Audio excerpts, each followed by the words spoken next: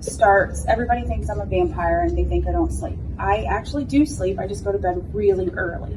So I'm like a 9 o'clock to bed kind of girl, and I get up like 4 or 5 in the morning every day because I get a lot of stuff done in that 4 to 6 window, and I do a lot of reading. I'm a massive reader. I read books. I read all kinds of stuff. So I do my reading in the morning. I catch up on emails.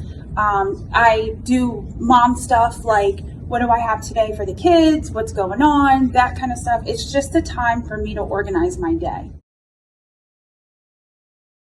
You have to be that goodwill, that piece that just says, you know what? I know you're my competitor, but I see you're struggling right now, and I just want to let you know I'm thinking about you. Like, we are people. We're moms.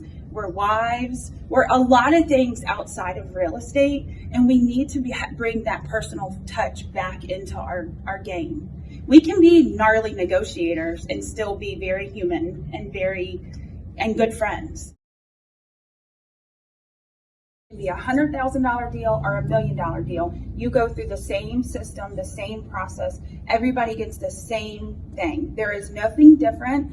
Unless you're a buyer or you're a seller, and of course that's different on both sides. So, but it's the same process. We have the same transaction coordinator. I mean, it is to the T. And so we don't, because we have created such an unfailable process and an unfailable system, things don't fall through the cracks.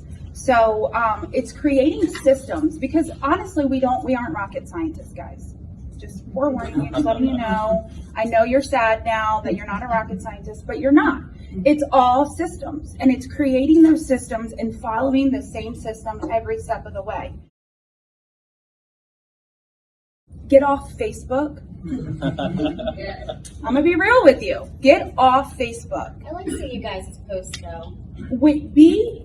Being on Facebook and being, engaged with positivity is one thing, but being engaged with bitching is another.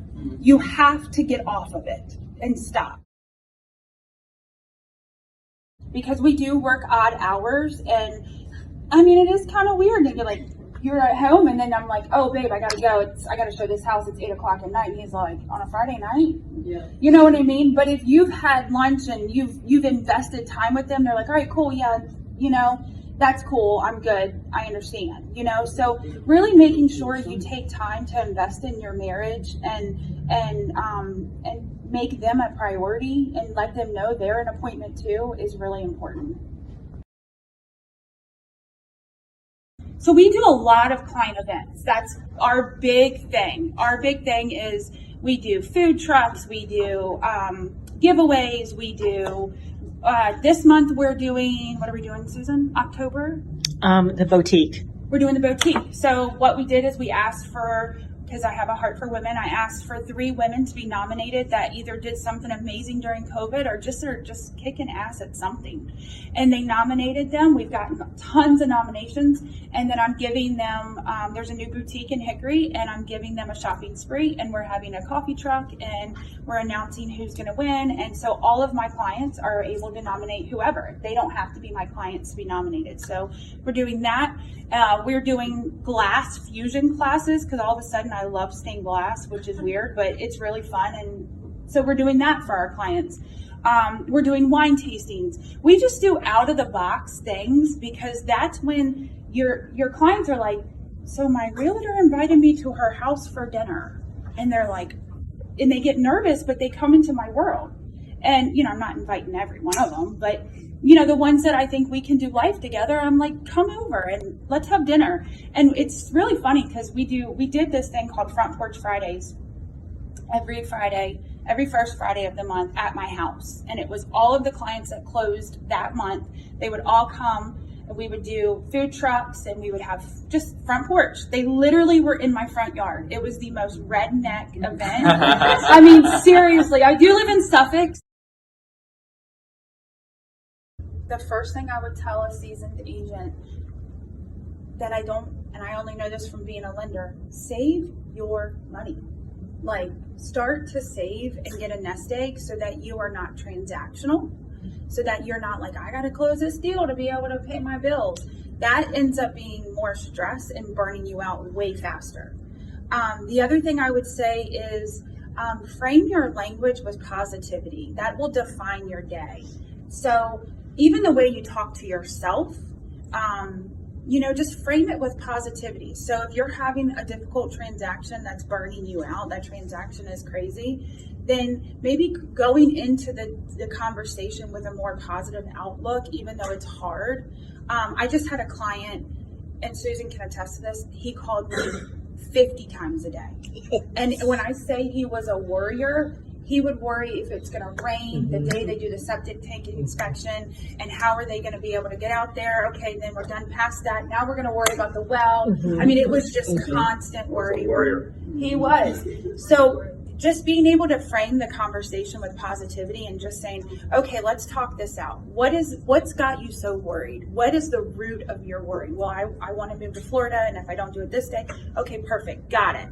Now let's walk backwards, and let's really work on releasing you from this worry and letting me do my job. I think it's going to stay the same. I do read the market because of being a mortgage lender for so long. I know how to read rates, and I know how to do all of that. I think we're going to stay pretty hot for the next couple of years. I don't think it's going to slow tremendously down. I think what we're seeing right now is just a seasonal slowdown. We always get a little slower when it gets closer to Halloween anyway. People are starting to focus on the holidays. They're starting to see all of, family. And now this year we can actually get together. So I think we're going to see a little slower because people can actually go somewhere. But I think it goes back to creating this fear around yourself. It doesn't matter what the market is doing anyway. One of the really cool things is we don't have ebb and flows on our team. Like, we don't have months without a closing and then, oh, here we are, 9 closings. You know what I mean? We've created a system to where we continuously have closings, and it's just the way that we relate to our clients. And so I don't really care what the market does. I just stay with my head down and keep digging, and we do well. So know that because somebody looks like they're doing amazing, they may not be doing just as amazing as you think.